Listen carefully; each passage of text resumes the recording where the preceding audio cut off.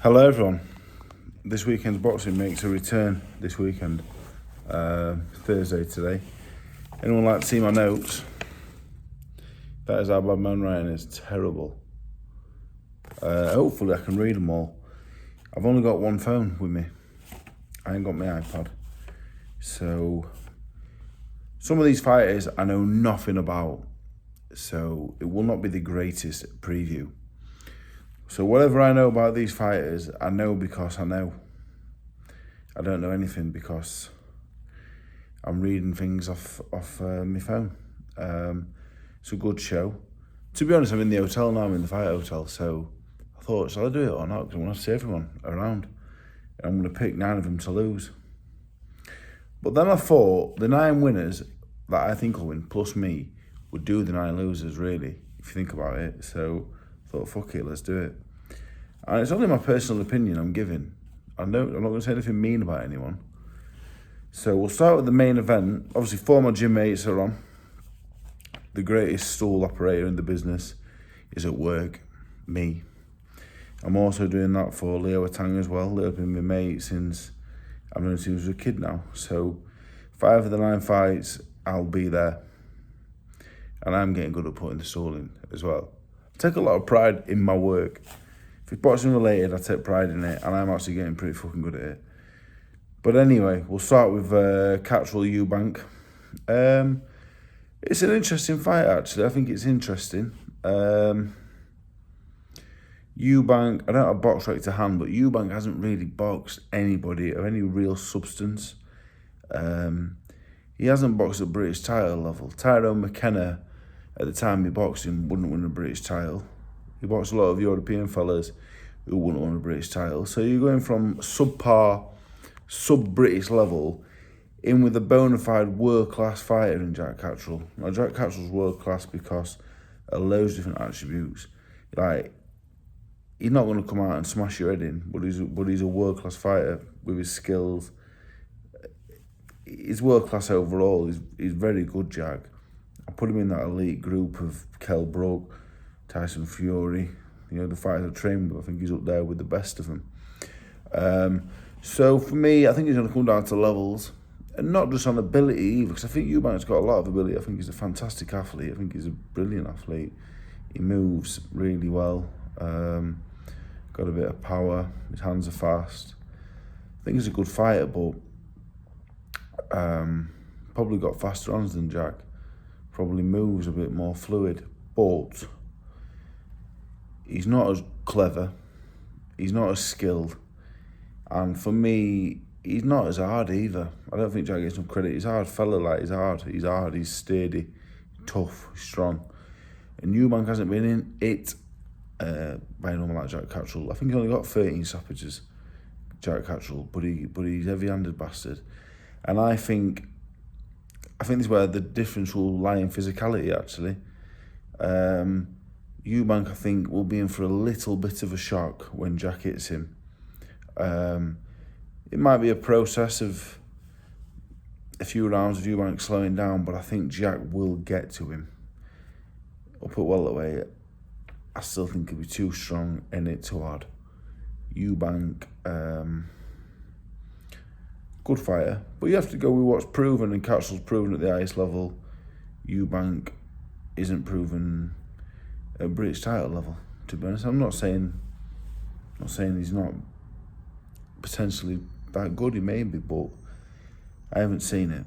So I'm going to go Catteral stoppage.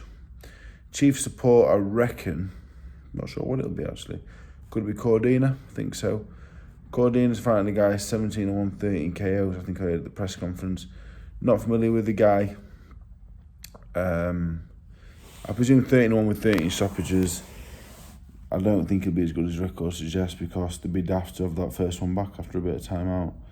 So I presume Cordina will win on points. And that's just purely based off experience of watching a lot of boxing and seeing how things tend to happen. So I think Cordina will win on points, having never seen Gonzalez or heard of him. We'll get the fighters out of the way that I don't know too well. So Sky Nicholson's boxing. I watched Sky Nicholson's last fight, where she got beat down at Super Bantam, which is a talking point because I always thought she was a huge featherweight. So interesting again. Don't know her opponent. I presume Sky Nicholson will win. The other fight, Niall Brown is fighting Ian Askew. I think, yeah, Ian Askew. My pronunciations are better than me writing. I've never seen Ian Askew, but Niall Brown's pretty good. He's probably one of my fighters years ago, and he's good. I like Niall Brown, so hopefully he gets the job done. So now we'll go with Aki Fiaz and Alex Murphy. Good fight, really. I was in Birmingham a few weeks ago, and I was with Nigel Travis walking down the corridor, and I said, my belly on the diet. And we were talking about boxing. I said, I don't think Gomez will turn up, against Akib. And about 3 hours later, he pulled out. I'm not Mystic Meg or nothing, but I was impressed with myself. Anyway, I do think Murphy's a better opponent than Gomez. Gomez is not a bad fighter, but Murphy's bigger. I think he's got a bit of hunger as well. I think Gomez is not bad, but I think he just fell out of love with the game, to be honest. I just don't think he's interested in boxing anymore. Not that I know him, because I don't know him.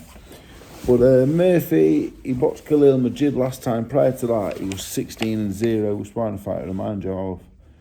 And Joe always says he's tough, very tough in game and fit. So he boxed Majid, lost to Majid. I thought Majid won, but there weren't much in it.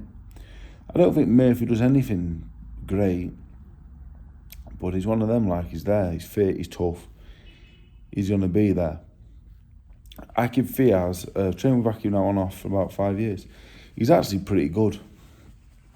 He's quite skilled. He's like a little James Toney, I like to say. I think he's good. He's really skilled, actually. He's really, really skilled. He looks healthier than I've ever seen him on fight week as well. I think Akib will outpoint him. I think Murphy's big and tough, and I think he'll make a fight of it, actually. I think he will. I think he's a decent fighter. I think down at lightweight as well, he's going to be bigger the weight. But, in my opinion, Akib is a lot better boxer. A lot of experience as amateur Akib. He can box. He can do a bit of everything. He's good, he's clever.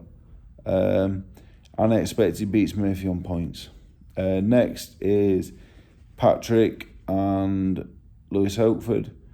When this match was made, I was a bit like, this was an interesting little match. No, I think Pat will win. Pat's too good for these kids at this level. Because I think Hopefold's a decent fighter, area champion. He's around English title level, good fighter. But Pat's like, he's an Olympian, isn't he? I've watched him spar lots of good fighters, okay fighters. And he's just too strong and tough, and it's too hard for this level.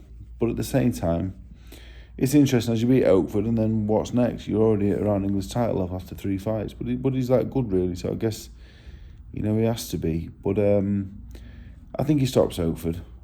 I've been watching Pat spar good fighters, and he's just miles too strong, and it's too hard for him. So with a pair of tennis gloves on, I think he'll do Hopefold in 3 or 4 maybe, because I give Hopefold the respect of being a decent fighter. And to last a few rounds of Pat, you have to be, because he does it pretty fucking hard, to be honest. Next is Alpha Middle Miss Mohamed Wako. Now, Mo Wako, funnily enough, I've known him for a long time because he used to box for Legions in York, and he used to box in a few amateur shows like my kids did, because I always had a few on.